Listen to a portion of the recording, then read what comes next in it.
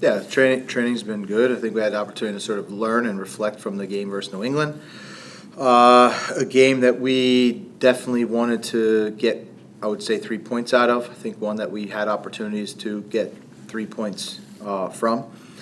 So, again, just trying to build on a few of the positives that come out of that game and continue to get better. It's still early stages of the season, and it's an opportunity for us to go on the road against a really good Red Bull team, a team that was in the final last year, have made some really nice additions in the off season, and we're expecting a difficult challenge game that they're now.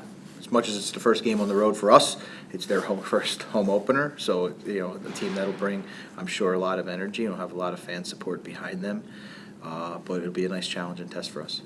Thanks, Coach. We'll start with Ben and just go down the line and go ahead and ask your question and follow up if you have one. Yeah, just looking back at Saturday, I know you talked about kind of how pleased you were with the ability to plug in guys like Wyatt and Matt and just get results. I think you talked about how kind of it was maybe proof of concept, or this is kind of what fans can expect from Nashville. Just looking back on their debuts, how not just how pleased are you with the debuts, but how does it kind of settle any some concerns about depth going forward, just seeing them be able to step in and perform at that level? Yeah, I think you're really pleased, right? I mean, these are big moments for players to play their first sort of, I'll call it, professional game. For us and and that idea, and so it gives us great confidence and gives them great confidence that they're going to be that they're prepared and that they belong here, and we know that. But I think having the opportunity to play on the field and perform is like that last little bit of self-belief, and I think it'll pay huge dividends for us as we hit kind of the middle of the season, which I always think is like the forgotten part of a year. There's always so much excitement when everyone is in the beginning, and then when you're in the end and there's the playoffs, there's all that excitement, but there's this huge piece in the middle where you start playing Saturday, Wednesday, Saturday games, and the density starts to go where you really call upon your depth. And for those guys to get the experience now, we'll reap the rewards later.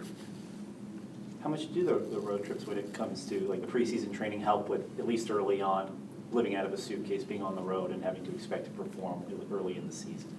Yeah, we intentionally designed I would call it like a dry run, where we left Florida, match day -1, flew to Austin, checked into the hotel, set your hotel up, get comfortable moving into your room, and even the support staff and everybody kind of doing it. So we intentionally did that to create that comfortability. So it's not our first road trip. We have a lot of new players. We have a lot of new staff, and so that was a great, I would say, opportunity and ability for us to reflect and learn and iron out a few kinks because players and staff are like cultures of habit. And so you want to make sure that you can prepare each guy properly so that it's not technically feels like our first road trip. But I think there's always unexpected things that can occur. But I think we're a well-oiled machine at this point, and we're prepared for it. BJ, during the preseason, you mentioned how you weren't really focused on gearing up for a specific opponent in a game. Just you wanted to focus more on how your team was playing, how you would adapt to situations during games.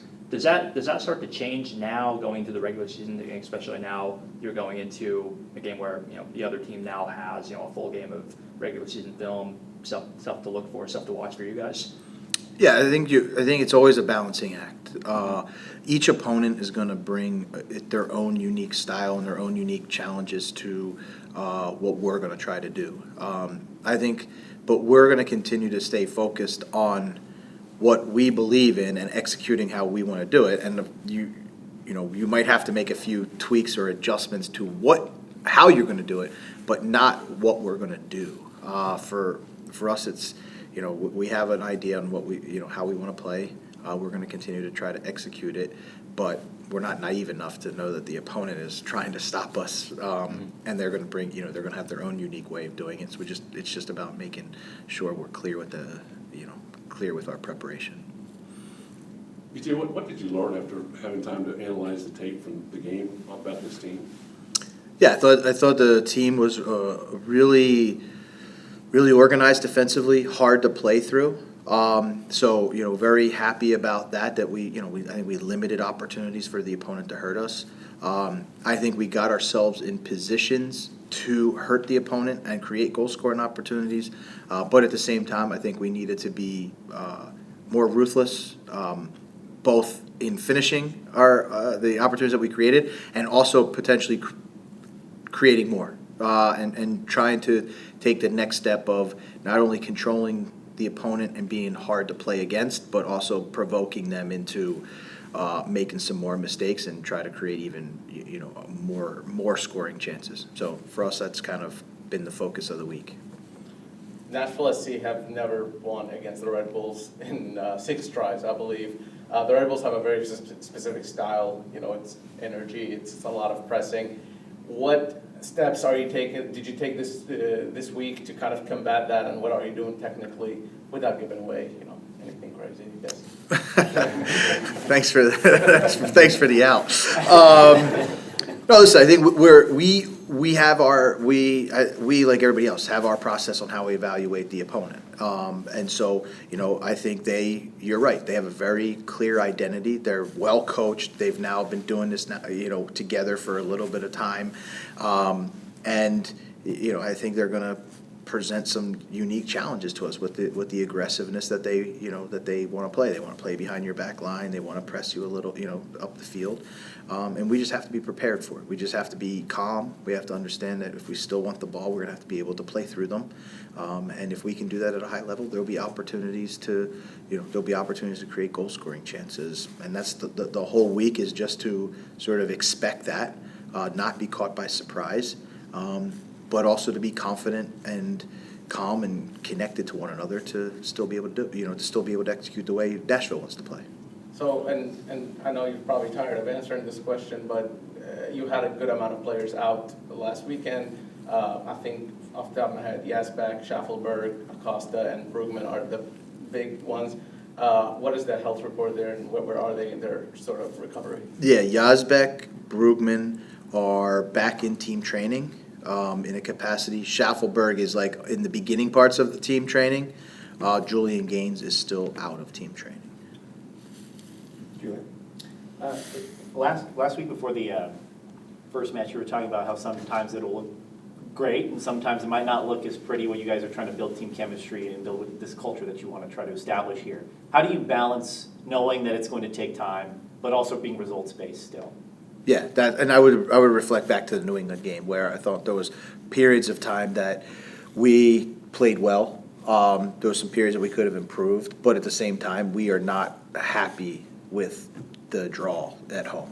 And so for us, it's we will never allow the lack of a result to permeate into our culture and use it as justification or rationalizing, or things in our environment. We're not going to rationalize or justify as like why we didn't get the result or saying that it's okay we didn't get the result. We understand the business that we're in.